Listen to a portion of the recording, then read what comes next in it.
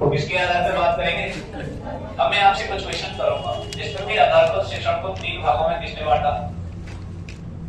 Paul, Vicky या बिगी के द्वारा। बताया था ना मैंने, परंतु आपकी हालात ना तो बहुत है, पढ़ाई नहीं करते। किसके द्वारा किया गया इसके आधार पर शिक्षण का वर्गीकरण? पॉल, विकी के द्वारा। कितने भागों में? कितने भागों में? किसके द्वारा? पॉल, विकी। क्या नाम है भाई? पॉल, विकी या बिगी। किसके द्वारा?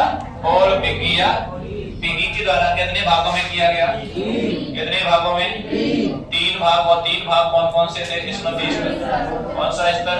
स्मृति स्तर।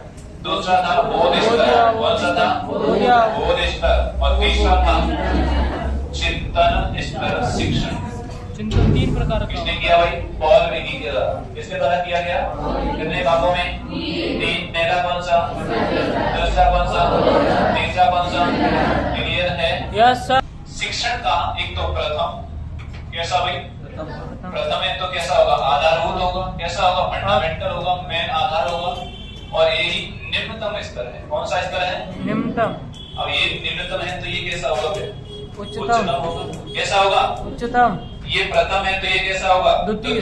ये द्वितीय है तो ये कैसा होगा? तृतीय। ये प्रथम है तो ये कैसा होगा? तृतीय। कैसा होगा? ये निम्नतम है तो ये कैसा होगा?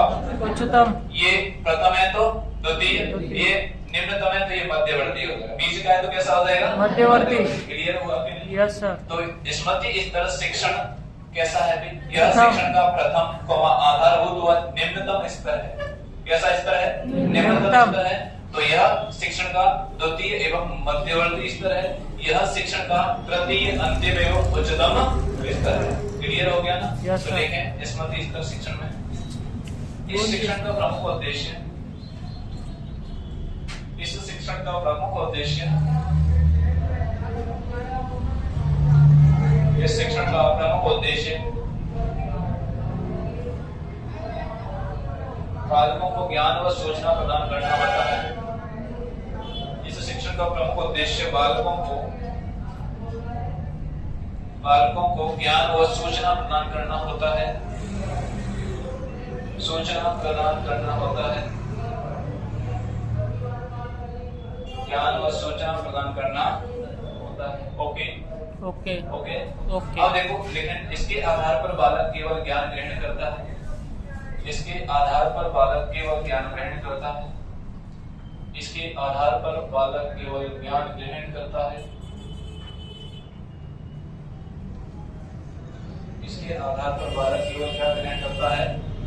ज्ञान ग्रहण करता है। क्या करता है भाई? ज्ञान ग्रहण करता है। लिख लिया? क्या ग्रहण करता है? लेकिन यह शिक्षण का